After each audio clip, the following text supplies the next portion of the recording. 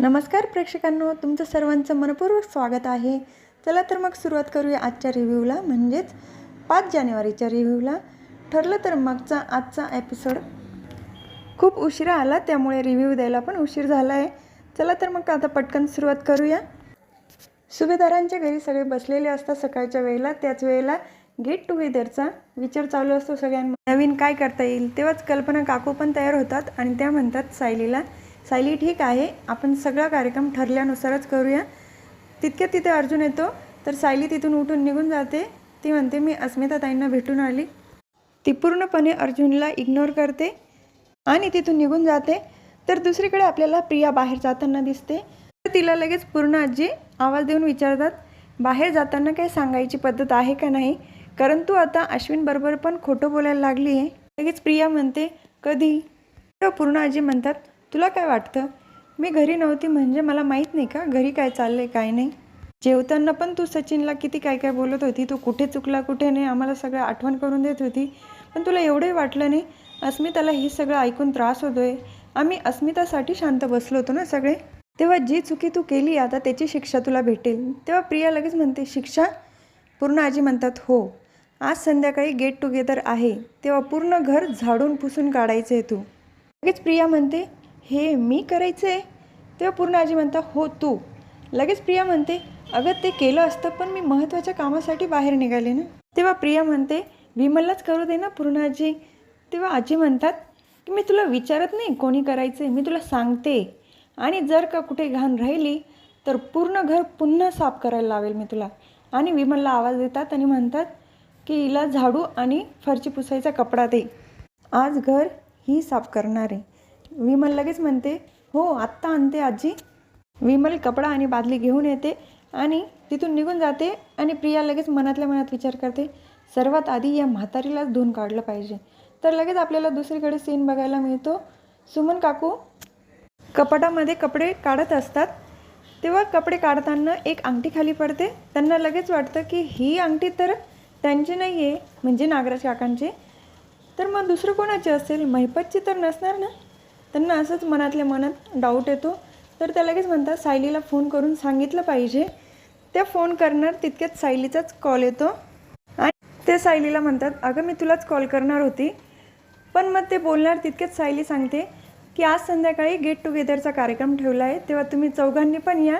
बरं मग तुम्ही का फोन करणार होत्या. हे ऐकून सुमन काकू थोडा वेळ शांत बसतात आणि मनातच विचार करतात की सायली आज आनंदाचा क्षण साजरा करणार आहे आणि आपण ही बातमी सांगितलं तर परत त्या आनंदावर विरजण पडेल, म्हणून त्या काही सांगत नाहीत. त्या म्हणतात काही नाही, सहज गप्पा मारायला. सायली म्हणते ठीक आहे मग या सगळ्यांनी, म्हणून फोन ठेवून देते. आणि दुसरीकडे पूर्ण आजींसाठी पूजेला लागणारी फुलं घ्यायला ती बागेत जाते. आणि घरात प्रिया फरची पुसत असते. त्याच वेळेला नागराज काकांचा कॉल येतो. ती कॉल रिसीव्ह करायला बाहेर येते. ती नागराज काकांवरच ओरडते की तुम्हाला किती वेळ सांगितलं आहे, मी घरात असताना तुम्ही कॉल करत जाऊ नका. ते नागराज काका लगेच म्हणतात तुला कसला कोणाचा धोका, तूच दुसऱ्यांसाठी धोका आहे. खोटं बोलण्यामध्ये तर एक नंबर आहे आणि तुला शेवटची वॉर्निंग देतो, महिपतपासून लांबच राहायचं हां.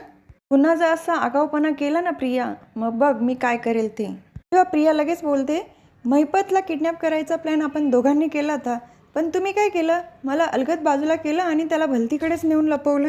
मग मी काय करणं अपेक्षित होतं, काय हाताची घडी घालून बसायला पाहिजे होतं. बोलताना तितक्यात मागे वळते तर तिला लगेच सायली दिसते. तितक्यात नागराज काका तिकडून हॅलो हॅलो करता. तर प्रिया लगेच फोन कट करते आणि तिला सायली विचारते तू महिपतबद्दल बोलत होती ना. तर प्रिया लगेच म्हणते नाही मी माहितीबद्दल बोलत होती. तेव्हा सायली लगेच म्हणते मी स्पष्ट ऐकलं आहे तू महिपतबद्दलच बोलत होती. आणि काय गं, ज्या माणसाने तुझ्या आईवडिलांचा अपघात घडून आणला त्याच माणसाबद्दल तू काय बोलत होती. तुझ्याकडे जर काही माहिती असेल ना महिपतबद्दल तर ती आम्हाला सांग. तेव्हा प्रिया लगेच म्हणते तुला का सांगू, मला पण शोधून काढायचं त्या माणसाला ज्याच्यामुळे मी माझ्या आईवडिलांपासून 20 वर्ष दुरावली होती. तो माणूस जर महिपत असेल ना तर जीव घेईल मी त्याचा. पण या बोलण्यावर सायलीला काही खरं वाटत नाही. तेव्हा सायली म्हणते शिशुपाल माहिती का तुला. तेव्हा प्रिया म्हणते कोण शिशुपाल.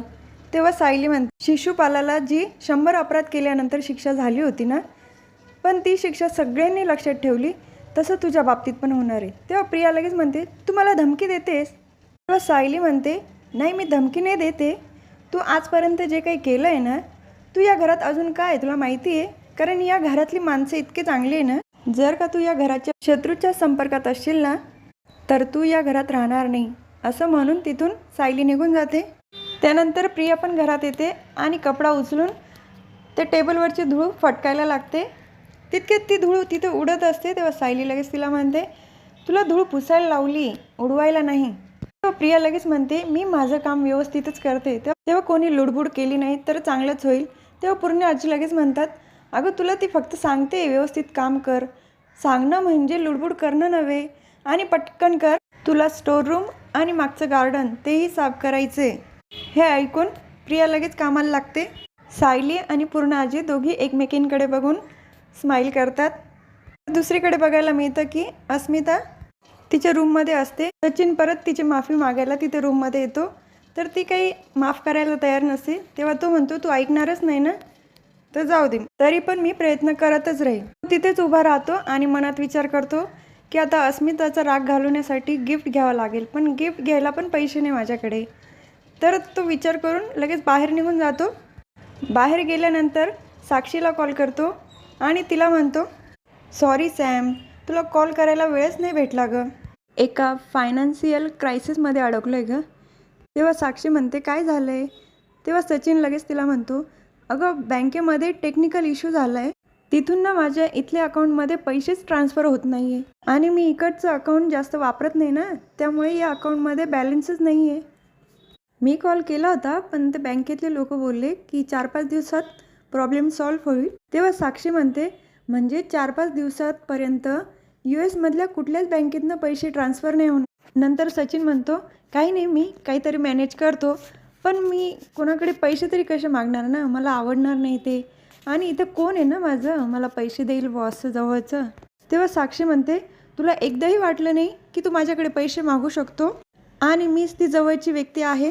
तेव्हा सचिन म्हणतो, अगं तुझ्याकडनं पैसे मागायला खूप ऑकवर्ड वाटेल गं सॅम, अगं मी तुझ्यावर पैसे खर्च केले पाहिजे. लगेच साक्षी म्हणते, असं काही नाही हां, तुला किती पैसे हवे लगेच मला सांग. लगेच दुसरीकडे आपल्याला अस्मिता आणि पूर्ण आजीचा सीन बघायला मिळतो. आधी आल्या आल्या पूर्ण आजी अस्मिताला विचारतात, मेडिटेशन झालं बाळा, आणि तुला आता तुझं मन शांत ठेवावं लागणार आहे, तुझ्यासाठी नाही पण बाळासाठी तरी, आणि तुझ्या डोक्यात जे निगेटिव्ह विचार चालले ते तुझ्या मार्गे त्या बाळापर्यंत पण पोचतात ना. तेव्हा अस्मिता म्हणते, अगं आजी, सचिनचा विचार केला ना इतका राग येतो, इतकी चिडचिड होते. पूर्ण आजी म्हणतात, तोच राग, तीच चिडचिड त्या बाळापर्यंत गेली नाही पाहिजे. आता सर्वात महत्त्वाचं कोण आहे आपल्यासाठी? ते बाळच ना. जेवण, व्यायाम, ध्यान थांबवायचं नाही. चल स्टडी रूममध्ये आपण जाऊया आणि तिथे मेडिटेशन करूया. तेव्हा अस्मिता म्हणते, हो जाऊया, बाळाला पण कळू दे त्याचा बाप कसाही असला पण त्याची आई चांगली म्हणून. तेव्हा पूर्ण आजी म्हणतात, आता परत परत तोच विचार नको ना करू, चल बरं उठ. दुसरीकडे साक्षी फोनवर सांगत असते त्याला, तुला किती पैसे हवे ते सांग. तेव्हा सचिन लगेच म्हणतो, मला तुझ्याकडनं पैसे घ्यायला बरं वाटत नाही, घेतले तर मला रात्रीची झोप नाही येणार. तेव्हा साक्षी म्हणते, किती पैसे हवे ते सांग. तेव्हा तो म्हणतो, सध्या तरी मला 80,000 लागतील. तेव्हा साक्षी म्हणते, मी लगेच ट्रान्सफर करते. तर सचिन तिला म्हणतो, thank you so much beautiful, so sweet of you, love you Sam. ती पण लव यू म्हणून फोन ठेवते. लगेच साक्षी 1,00,000 रुपये ट्रान्सफर करते आणि तो मेसेज बघून सचिन म्हणतो, ही तर सोन्याचं अंड देणारी कोंबडी आहे यार, हिला हातातनं घालून नाही चालणार. तर दुसरीकडे महिपत शिकरेंचा सीन बघायला मिळतो. महिपत शिकरे स्वतःना सोडवण्याचा प्रयत्न करतात आणि म्हणतात, नाग्या तुला मोठी चुकी केली, माझीच माणसं माझ्या पहाऱ्यावर ठेवून माझा आवाज ऐकून ते नक्की मला सोडवायला येणार. आणि ते बोलून ते मधून खूप जोरजोरात आवाज करू लागतात, ए कोणी आहे का बाहेर, मध्ये या, मला सोडवा. त्या घराच्या बाहेर बसलेले असतात. त्यातला एक जण बोलतो, अरे हा मधला केव्हाचा ओरडतोय, आपण जाऊन तरी बघूया काय म्हणतोय, बघू तरी. दुसरा म्हणतो, अरे नाही, नागराज शेठनी सांगितलंय अजिबात मध्ये कोणी जायचं नाही म्हणून. मग तो म्हणतो, बरं ठीक आहे, नागराज शेठला आधी फोन कर, मग आपण मध्ये जाऊ. ते काय म्हणतात बघ. ते फोन लावतात, पण थोडं बोलणं होतं त्यांच्यामध्ये, मध्ये जायचं नाही वगैरे असं नागराज काका सांगतात त्यांना, पण त्यानंतर पुढचं बोलणं त्यांना काय ऐकायला येत नाही. तेव्हा दोघं पण साईडने हॅलो हॅलो करतात आणि फोन तिथं कट करता नागराज काका म्हणता आता मला तिथं जायला हवं. तर दुसरीकडे एक जण दरवाजा खोलायला निघतो तर दुसरा त्याला नाही म्हणून थांबवायला लागतो. तर दुसरीकडे अर्जुन सायली बघायला मिळतात. अर्जुन म्हणत असतो माझा रुमाल कुठे आहे, इथेच तर ठेवला होता. तर सायली काही न बोलता रुमाल आणून देते. लगेच अर्जुन म्हणतो हे बरं आहे, काही बोलायचं नाही म्हणजे सगळे प्रश्न सुटतात. जाऊ दे, मला काही बोलायचंच नाही आहे असा म्हणतो आणि बॅग घेऊन तिथून निघून जातो. तर दुसरीकडे रविराज काका आणि त्यांची फॅमिली पूर्ण निघाली असते सुभेदारांच्या घरी जायला. तितक्यात नागराज काका म्हणतात मी जाऊन आलो.